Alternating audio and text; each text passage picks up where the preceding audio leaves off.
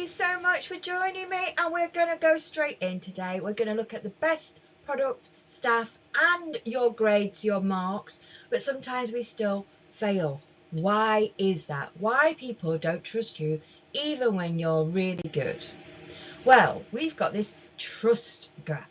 You have a great product, you have great intentions, and you've also got some really good paragraphs, but businesses and examiners don't trust you because literally you're not being a bit of a show off. Show off with what? You need to make sure that you can tell people, the customer, the consumer, what you're talking about. So, am I got a product on sale? Yes. Do I show the pricing? Do I show when it's going to be arriving? Do I show how many people like it? If you're not doing that, you're going to be missing a trick. Sorry, but that's going to be the way. How did you get that information? How am I going to be applying it? And how am I going to allow the customer to make a really good analysis? Because if not, you walk out, don't you? If you don't know what you're getting paid, you walk out. So the buyer knows almost nothing unless you tell them everything. It makes us have that hesitation in life because we've got no structure. So if you want to study this a little bit more, go and have a look at Amazon today. Amazon tell you what the product is, what other people are saying about it. They also tell you when you're going to get it, and if you can get the price somewhere else cheaper. So this is where I'm saying the trust gap. If you're walking down the street like I did at the weekend and I was looking everywhere, why are people not buying? Yeah, we've got an economical crash coming. Sorry to break the news if you didn't think about it, but we have. So people are going to be looking down this way a lot more. Hesitation's going to be happening. So you've got to grab them. We've given them information. Don't assume that they're going to ask a human being, because asking the human being is actually quite intimidating. So don't assume that they're all like you, nice and confident and brilliant. Assume that they're more like somebody else that you can picture who's really quite shy. So we need all that information ASAP. Alrighty, in economics, this is called information asymmetry. Now, you've got to look at this, okay, especially if you're into this on a big way right now for any exams or any particular essays. But as you can see there, we've got, if one person, you, the person in control, the boss, knows too much information, then one side has the information but you don't, and at that moment trust starts to break down. Starts to break down. So you've got to change it. You can fix this today. You know that you can make your essay, you can make your business a lot more successful if you share the information that you've got. As you can see there, the first one, share that information. If one person only knows the information, the seriousness, then we're not going to get that person to actually buy, because they're in uncertainty, aren't they? The gap of that knowledge, no matter what it is, if you're writing an essay or whether or not you're presenting a product or a service, if you are only keeping it all close to your chest, no good. People don't buy like that no more. And then obviously you've got that hesitation. Doubt forces buyers to go and pause. We don't want no pausing. We want to go straight away and think that we've got that good service, we've got that good product, we've got that good answer on our exam papers. Then people don't just go flying through and go to the next one, the next one. We need you to take action today, because as it says there, if one person knows more than the other, the deal slows down. And that could be a really quick deal, or that could be a long-winded deal. It could be an exam paper. It could be lots of things. So you need to make that change today. Not me. I'm doing it. You've got to do it too. Alrighty, look at this, weighing scales. The root of all evil is that one person knows more than the other, particularly if you want to get out there and you want to start showing off your assets, your services, your people. Because as I said earlier, human resource management, if you don't tell them what they're expected to do, and if you don't tell them what they're expected to get paid, I'm sorry, that's a slow resign, okay? Those people that are ambitious, those people that want to get out there and do their thing are going to move on. Sorry, but that's what's going to happen because you are not given the information. If you do this, you will get this off me and I will get paid about that amount of sum. No ambiguity, no messing about. That's what makes it really solid as a transition for your business, for you as a person, but also in economics. Economics is happening all the time. Don't be scared of the word. It's mentioned all the time on the news. It's there. It has to be understood. I'm sharing the knowledge with you so you can make the right decisions. We need to make sure the buyer is not forced to guess anything. All right? It does not have to guess. Why? Because if we're guessing, I'm walking.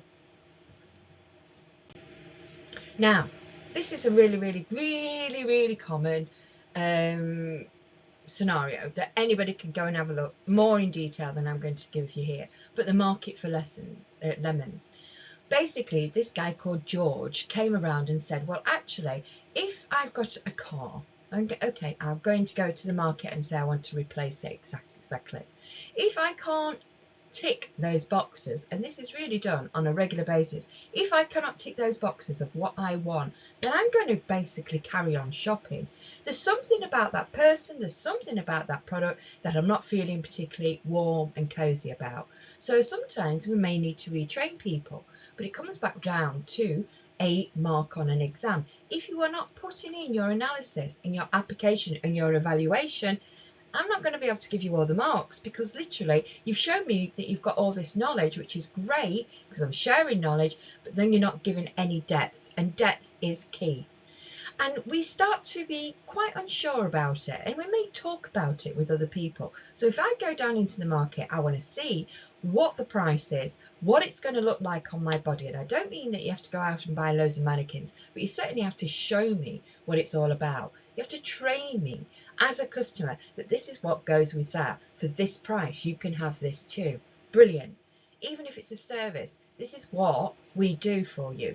Absolutely labour it in a video, in some kind of explainer, that I know what I'm buying, and it's very easy. People love step 1, step 2, step 3, step 4, whatever. Don't be too assumptive that people know what they're doing. That's not fair. Then there you can see right through the bad side of things is the lemons. I don't want to buy a lemon. Soon we're not going to have opportunity to start thinking about buying lemons. I don't want to buy a lemon. All right. If I want a lemon, I'll go for a lemon. But if I'm going to be buying a lemon, I'm going to take a lot longer to make decisions. Alrighty. So this is where it's hidden. This is where we don't even know that we haven't got the information because we don't really have to go out there and start thinking, oh, have I not got the information? You don't think like that at all. What you do, though, is talk with your feet, all right? And that's in jobs, in human resources, because you're missing out on the talent pool. That's in any kind of product and service that you're wanting to sell, and that's in our grades. If you don't show, because it's hidden normally, I've given you a structure, go and have a look. If you don't show that you understand things, then basically you're not showing off. You're not showing the consumer, the customer, everything about the product, service, person.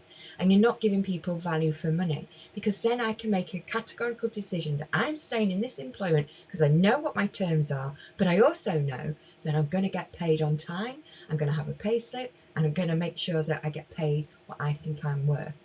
No undercutting of people. So those hidden fees, if you've got hidden fees, be explicit in them. Otherwise you'll end up in court eventually, as you can see on the TV. If we've got offers that are unclear, what are the conditions? Give them an example. If you've got to get 2 cans of beans and you can get the 3rd for free, be explicit in it. Show people what you actually mean. If the job is too vague and it changes all the time, then you're going to get people, I don't really know what I'm going in for tomorrow. I don't know if I'm going to get the same pay or underpay or whatever. I'm not going to be putting in this much effort if you're not going to give me exactly what I'm going to be doing.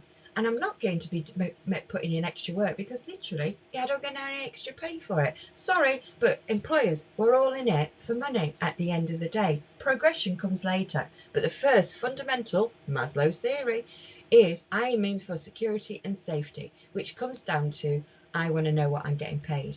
All these unclear answers that I don't even know about makes us more and more in hesitation. Hesitation kills your customer off, and off we go to somewhere else that will give us those minimum things. And it is minimum things, just takes a bit of effort.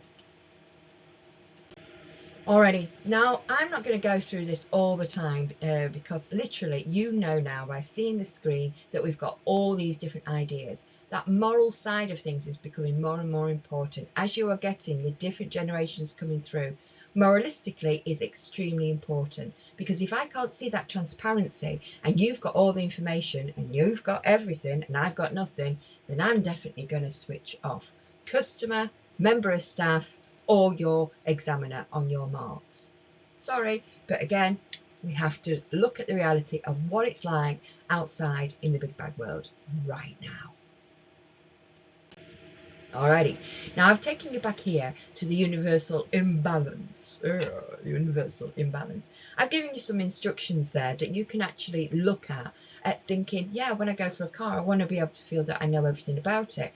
If they're over the top and telling me too much about it, that can turn me off. But 9 times out of 10, we start getting that human bond. So think about when you're going and doing anything at all. Where am I getting that human bond? Insurances, 9 times out of 10, the reason why we don't know if anything's working is because we've got some information that is missing.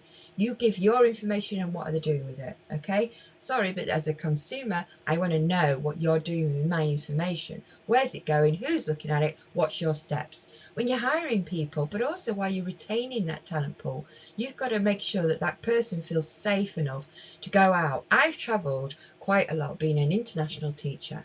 And if I get to a place, I've made up all that investment in getting to somewhere, and then if they're not telling me something, oh my gosh, don't you get burnt, all right? And you've travelled halfway across the world to go and work somewhere, and then you've got nothing.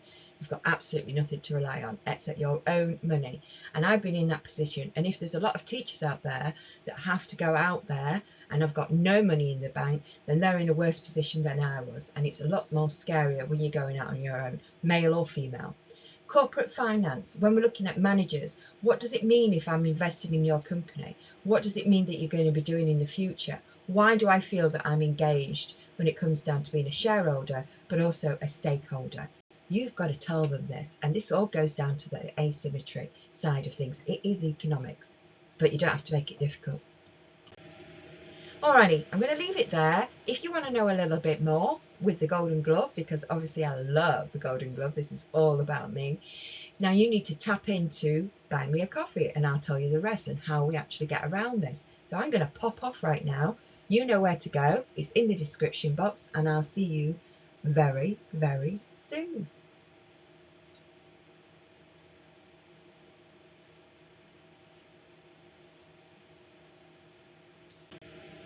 Alrighty, now contrast of clarity. Again, this is illustrating how we feel. Confusion and light anxiety at this stage, but it can get really, really deep. When we start talking about mortgages and things like that, it gets really, really deep. If we've got packs and packs and packs and packs and packs of information coming through to us and we've got to read it, how intimidating is that? 9 times out of 10, people won't feel confident enough to read it. So give them a video. Give them something that they can get out of that confusion. Say, I know that I've just bought a mortgage and I want it all explaining on a nice video. What about the hidden things? If we've got that imbalance going on, we definitely think that, oh, we heard on the street that they hide certain things. It imbalances us. It makes us not feel very comfortable, does it? So in simple terms, we need simple terms. We need it to be transparent and we need it to be fixed. We don't want to get a bill at the end of the day if I've gone through to Amazon and I've bought this product, and by the way, we're going to have to pay another £10 on top because the delivery charges wasn't in. We don't get that with Amazon. We get to know how much our bill is at the end of the purchase. And we all need to do that when it comes down to our marks. We know where you're thinking, we know where you've got your evidence, and we're summing it up. But we also go back to when I purchase something, why am I buying it? It's not because my friends do, but if my friends do, they've got security in it because they've found that they've already walked the walk of finding out those intransparent problems, issues, paperwork, how much they've got to spend on time, because we all know time is money. Now, these are the next few slides that we're going to walk through very, very slowly. And I've put them in slow format now because hopefully you have gone down to buy me a coffee. I'm going to tell you a little bit more about actually the asymmetry of things in economics, but I'm also going to tell you how you can get out of it, what you can actually do. Alrighty? So that's it for me, and I'll see you in Buy Me a Coffee for the end. Thank you. See you soon.